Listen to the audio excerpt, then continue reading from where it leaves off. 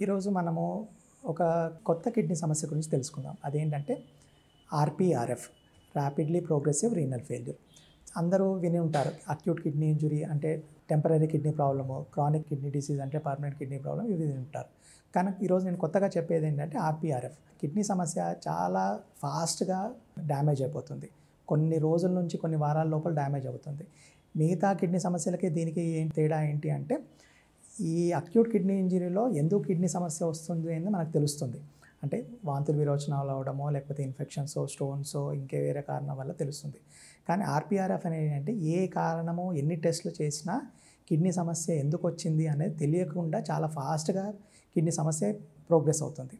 దీన్ని ఎలా గుర్తుపట్టాలి అంటే, దానికి కిడ్నీ రీనల్ బయాప్సీ అని ఒకటి చేస్తాం. రీనల్ బయాప్సీ చేస్తే కిడ్నీ సమస్య ఎందుకు వచ్చింది అని దాంట్లో తెలుస్తుంది. బయాప్సీ అంటే ఏంటి? ఒక నీడిల్‌తో కిడ్నీ దాకా వెళ్ళి కిడ్నీ ఒక ముక్క తీసి మనం పరీక్షకు పంపిస్తాం. ఆ పరీక్ష రిపోర్ట్‌లో ఎందువల్ల వచ్చిందో తెలుసుకుంటే ఆ కిడ్నీ సమస్యకి కంప్లీట్‌గా ట్రీట్మెంట్ ఇవ్వగలుగుతాం.